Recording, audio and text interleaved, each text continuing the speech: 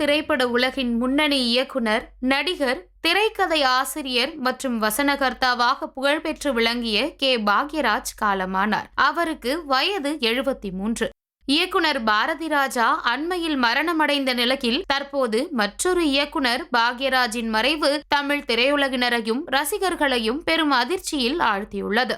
கடந்த 1953ஆம் ஆண்டு ஜனவரி 7ஆம் தேதி ஈரோடு மாவட்டம் வெள்ளக்கோவிலில் பிறந்த பாக்யராஜ் திரைப்படத்தில் உள்ள ஆர்வத்தால் சென்னைக்கு வந்து புகழ்பெற்ற இயக்குனர் பாரதிராஜாவிடம் உதவி இயக்குனராக தன் திரையுலக பயணத்தை தொடங்கினார். பாரதிராஜாவின் இயக்கத்தில் வெளியான 16 வயதினிலே மற்றும் கிழக்கே போகும் ரயில் ஆகிய திரைப்படங்களில் உதவி இயக்குனராகவும் வசனகர்த்தாவாகவும் பணியாற்றினார்.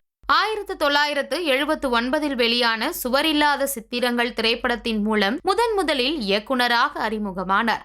அந்த 7 நாட்கள், முந்தானை முடிச்சு, இன்று போய் நாளை வா, சின்ன வீடு, டார்லிங் டார்லிங் டார்லிங் உள்ளிட்ட பல வெற்றி திரைப்படங்களை இயக்கி நடித்த அவர் குடும்ப கதைகள், நகைச்சுவை மற்றும் உணர்வு பூர்வமான திரைக்கதைகளால் தமிழ் சினிமாவில் தனக்கென ஒரு முத்திரையை பதித்தார்.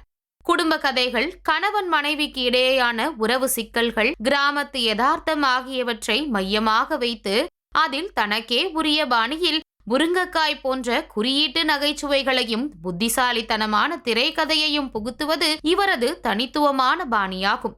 இயக்குனராக மட்டுமல்லாமல் தனது யதார்த்தமான நடிப்பின் மூலம் மக்களின் மனதை கவர்ந்தார். புதிய வார்ப்புகள், அன்புள்ள ரஜினிகாந்த் போன்ற படங்களில் இவரது நடிப்பு பெரிதும் பேசப்பட்டது.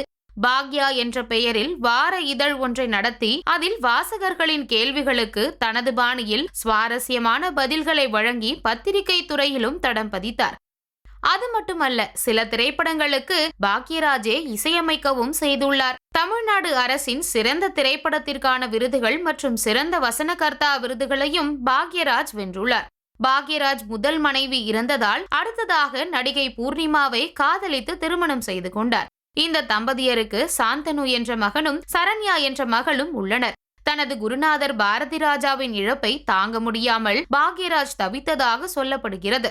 இந்த நிலையில் அவருக்கு திடீரென உடல்நலக்குறைவு காரணமாக மருத்துவமனையில் அனுமதிக்கப்பட்டு தீவிர சிகிச்சை அளித்தும் சிகிச்சை பலனின்றி அவர் உயிரிழந்தார். அவரது மறைவுக்கு திரையுலக பிரபலங்கள், அரசியல் தலைவர்கள் மற்றும் ரசிகர்கள் இரங்கல் தெரிவித்து வருகின்றனர். திரைத்துறையில் வளர தனக்கு குருவாக இருந்த பாரதிராஜா கடந்த 10ஆம் தேதி காலமான நிலையில் அடுத்த 17 நாளில் பாக்யராஜ் மறைந்துள்ளார். இரு பெரும் இயக்குனர் சிகரங்கள் மண்ணை விட்டு மறைந்தது. தமிழ் திரையுலகத்தினர் மட்டுமின்றி சினிமா ரசிகர்களும் அதிர்ச்சியில் உறைந்துள்ளனர்.